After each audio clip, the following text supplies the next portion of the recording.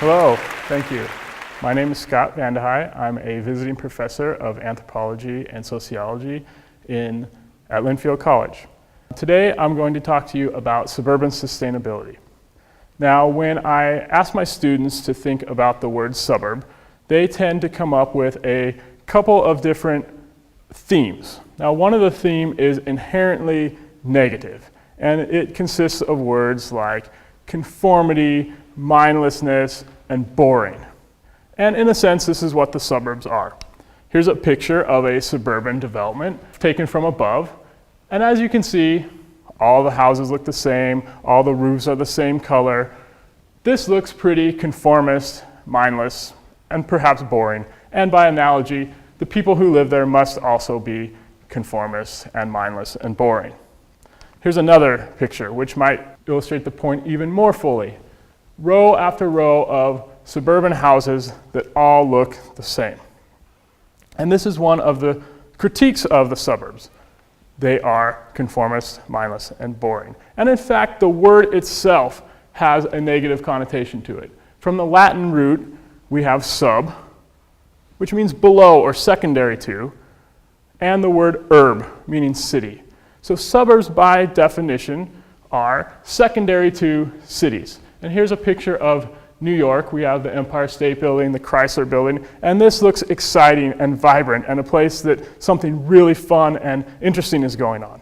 And then we have a suburban street, and it's pretty boring, especially in comparison to the city, the urb.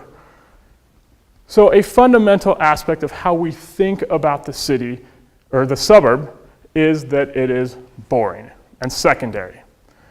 But there's another way that in our culture we think about the suburb. And in fact, what another common word my students throw out when I ask them to think about the suburb is home, which is really interesting because over half of Americans live in suburban homes.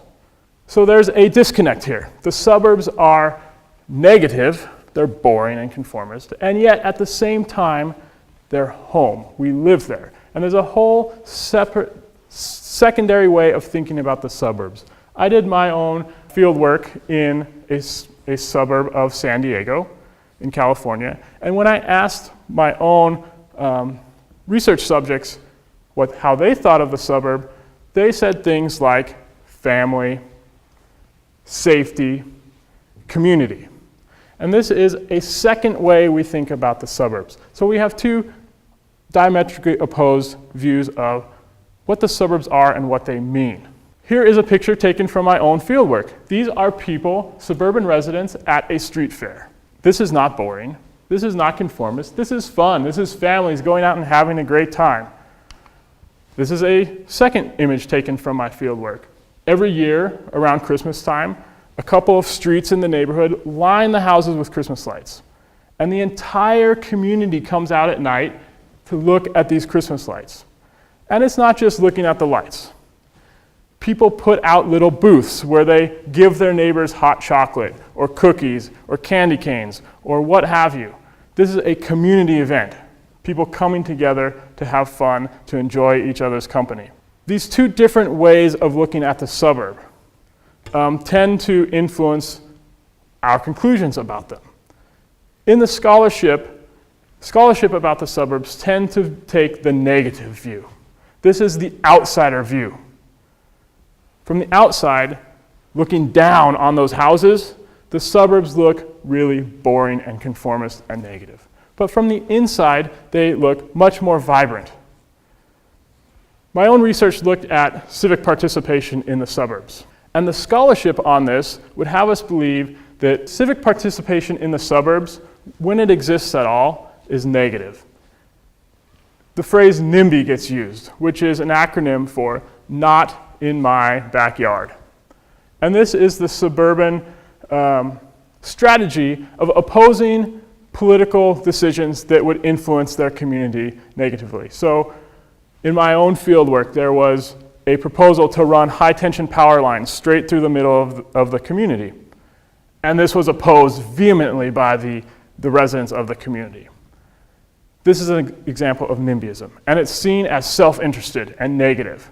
these high-tension power lines would benefit the entire San Diego region, but these small-minded suburban residents couldn't see that, and they voted against them, and in fact stopped the project completely.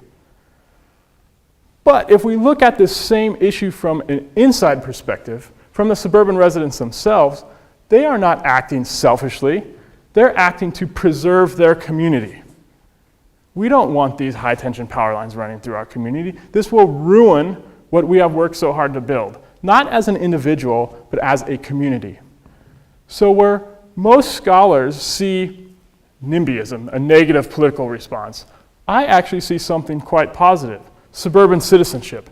These are suburban residents acting as citizens in their community for the best interests of their community. Now, how does this relate to sustainability?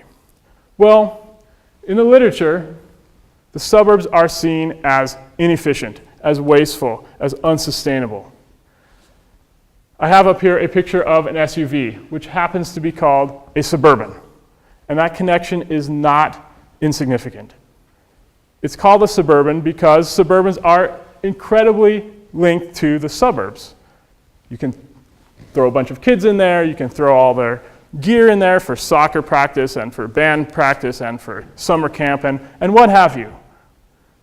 But arguably, this is very inefficient. We're running all our kids around to all these different places. It's incredibly wasteful. We have individual houses that all their lawns need to be watered. They all need to be heated individually. This is wasteful. And the argument goes, this is inherently unsustainable. But as we've seen, there are two ways to look at the suburbs. There is the negative way, and there is the positive way.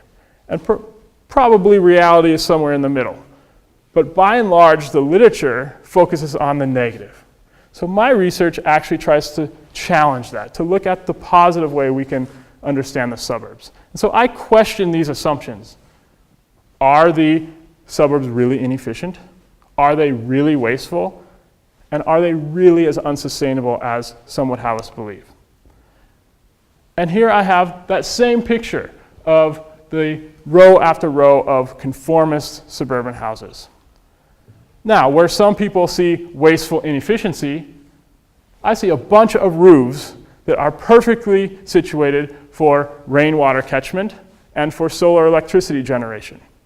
And in fact, more and more suburban residents are starting to do this. And there are actually collectives starting to be formed where people are forming their own small-scale power grids within their suburban community and generating their own electricity. So where some people see inefficient waste, I see the potential to actually make the suburbs more sustainable than an urban environment. In an urban environment, you have so many people crammed together, there is no way you can generate the amount of electricity or rainwater catchment that these suburban houses could. Here's another picture of a backyard garden.